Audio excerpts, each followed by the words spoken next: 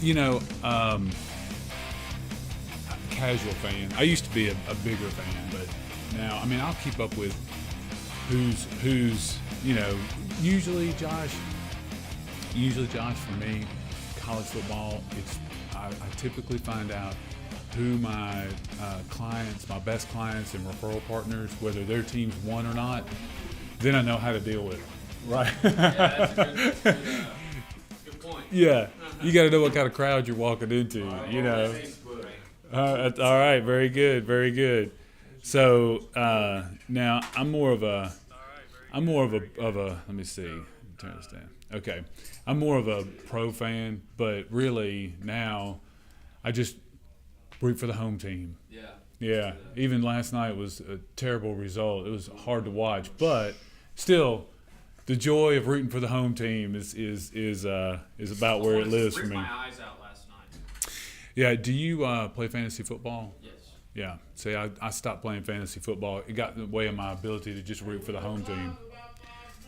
All right. Good morning. All right. Well, what's everybody thankful for this morning? We'll start out with 60 seconds of gratitude. Welcome to the morning grind. And we'll start over here. Mark, what are you thankful for? I'm thankful for being alive today. Very good. It's been a long year so far, but it's lining up, and I'm liking it. I'm liking the way it's going. Oh, good. So I'm really thankful for that. Good. We're glad you're here. I'm thankful Jake, what are you the weather thankful is for? starting to get a little bit cooler outside. Oh, so you like it to cool down a little bit? A little bit, Yeah. You like fall? yeah. Yeah. I like summer. I'm not a big cold weather fan. Spring and fall, I'm cool. Josh, what are you thankful for this morning? Gators. Gators. All right, Florida week, right? Is that the deal? Yeah. Noah, what are you thankful for this morning?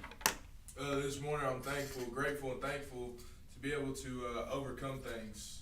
A lot of times it can be tough to overcome certain things, and this is very, very broad, but I'm thankful that I'm able to dig deep inside my heart, my head, and overcome almost anything. All right. Yeah, no, I like that. Thankful for the ability to overcome this morning, which is sort of interesting because that's kind of on topic a little bit. So the show this morning, the topic is embrace the change. And I was thinking about how a lot of times we tell ourselves a lot of things and we experience a lot of things as we go through, and we've all sort of dedicated ourselves to personal development and improving our careers and our lives and so on and so forth.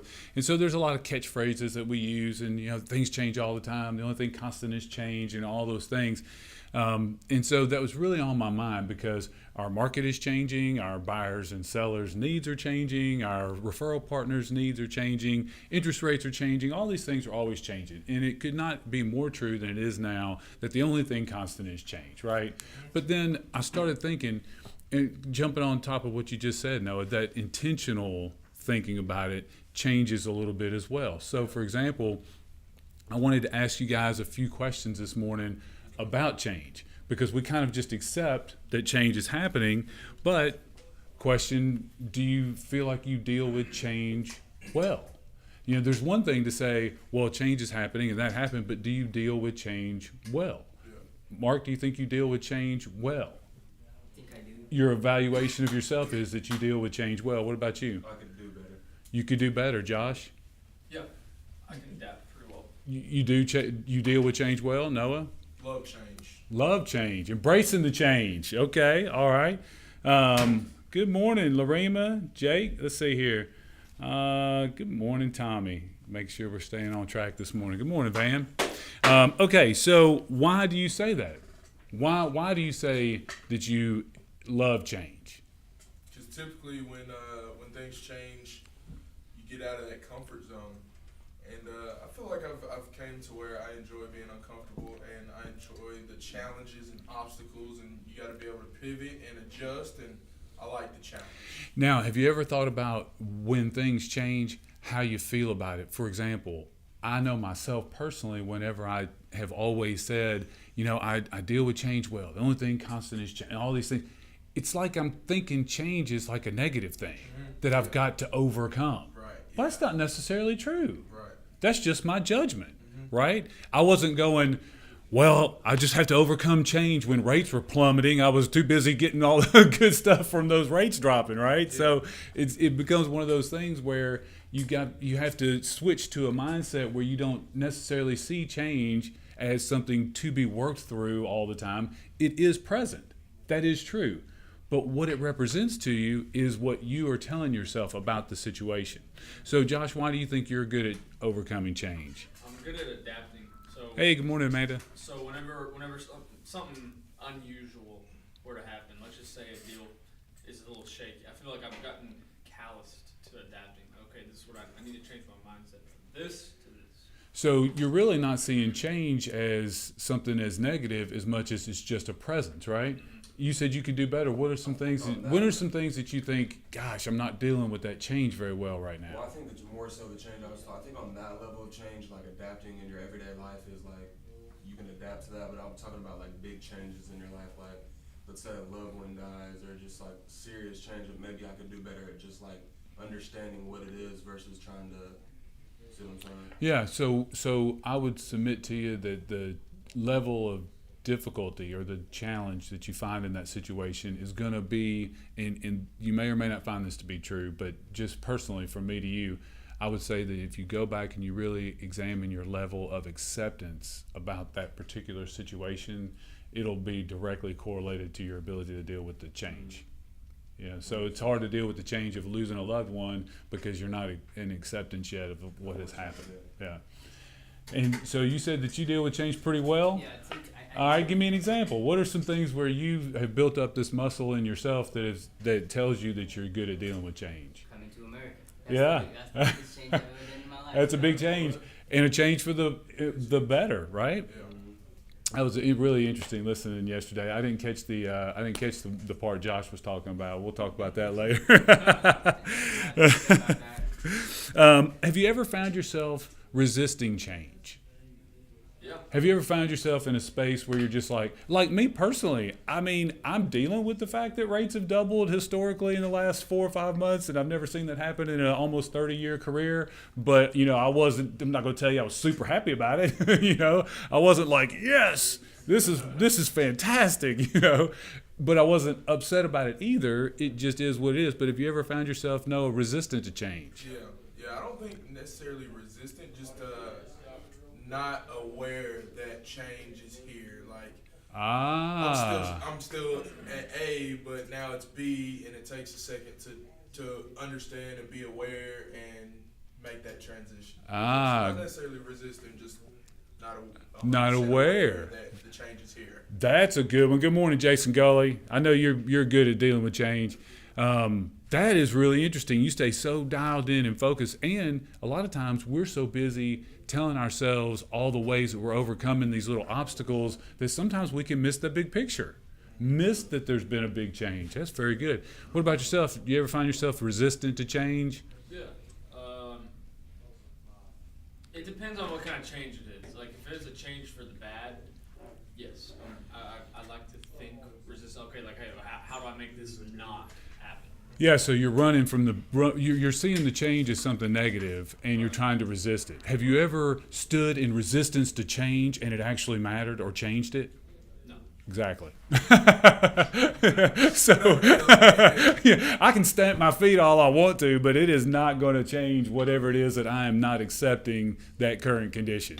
And so I think that's also going back to what you were talking about earlier as far as being able to have a little more patience in the middle of a deal. I watched Noah mature right before my eyes in that very way, in going through the deal process and understanding when to push here, when to push there, when to let this come to you, when to let that come to you. So I would say that he was able to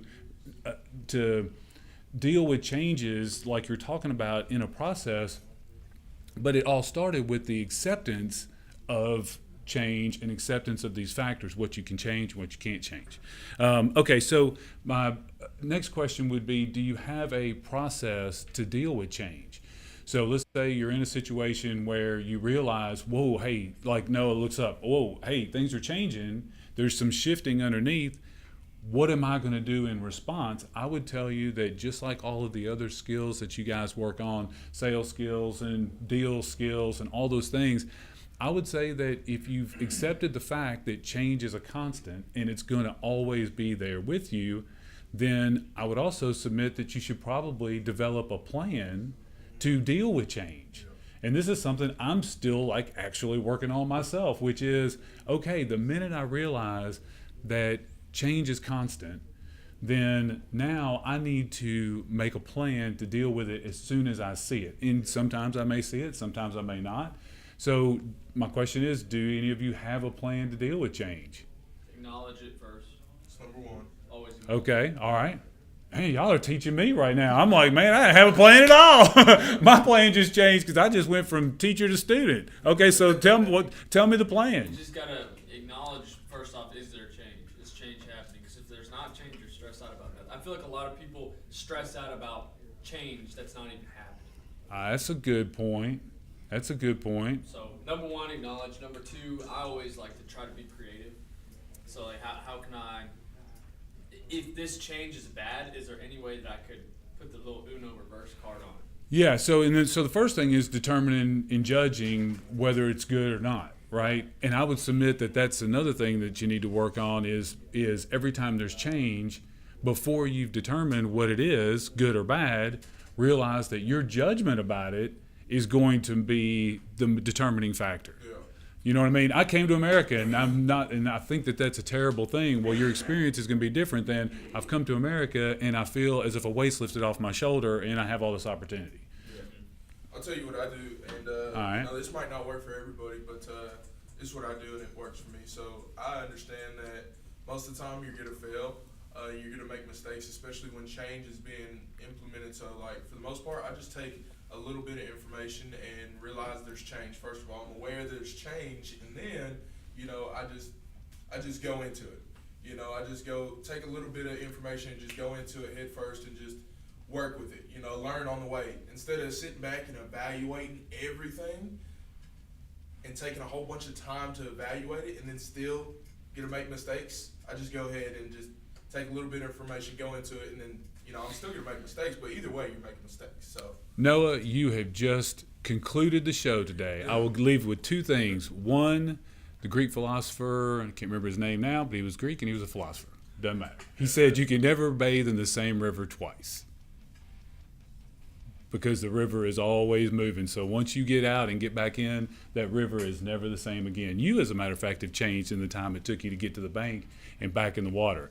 I will leave you with that. Plus, the only other thing I've ever really come to find that brings me peace around this situation is it is incumbent upon me to take Noah's advice and get friendly with change. Take us out, Van. Y'all have a great day.